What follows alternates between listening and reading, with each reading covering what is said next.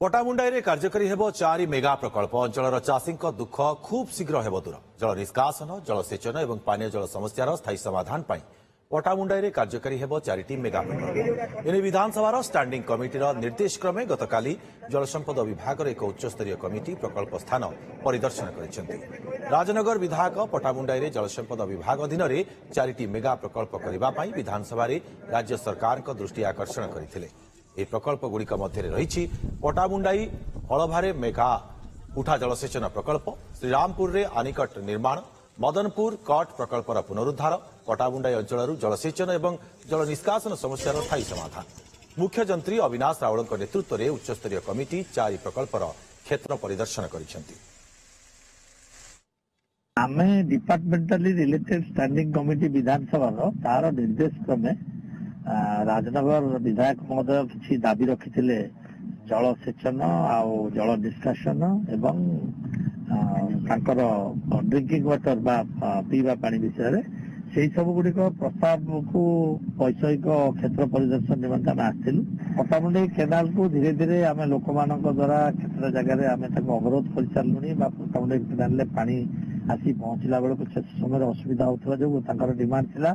आमे अलवा पाखे जदि गोबरी एक्सटेंशन केनाल पानी किसी आमे पके दे परिबा केनाल को से केनाल द्वारा तार जो अच्छी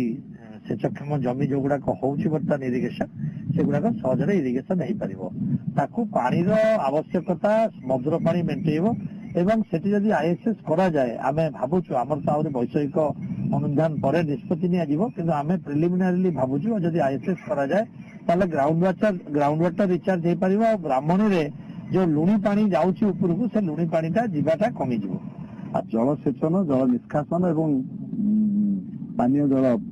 समस्या को समाधान करने ओडिशा विधानसभा रे मु बारंबार दाबी उपस्থাपित करी विधानसभा स्टैंडिंग कमिटी नंबर 2 जोटा कि water resources agriculture and fisheries animal husbandry department को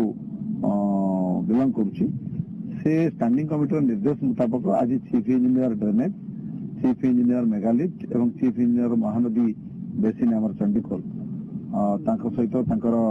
superintendent engineer executive engineer assistant executive engineer यही माने समस्त गोटे टीम हाई लेवल टीम आज पटामुंडाई राजनगर अंचल गस्त करते आमर प्रमुख समस्या होउछि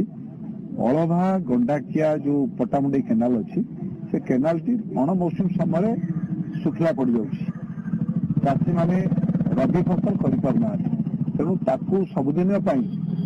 वर्षक 12 मास फसल करने आमे सेठी चाहूछु जे अलभा पाखरे गोटे मेगा लिफ्ट प्रोजेक्ट करिकी ब्राह्मणी नईर उद्भूत पानी को जदि अलभा गंडाकिया केनाल रे सबुदिन रिजर्व कर रखि दिया जिवो ताले सी चाषी मानकर समस्या समाधान हबो पटामुंडाई केन्द्रापड़ा अंचल। भाई नालंदा अछि परा नालंदा रे 92% सीट फिल अप करकी बीपीओटी सीट फिलिंग रेशियो रे नंबर 1 अछि चले नालंदा कॉलेज जिबा।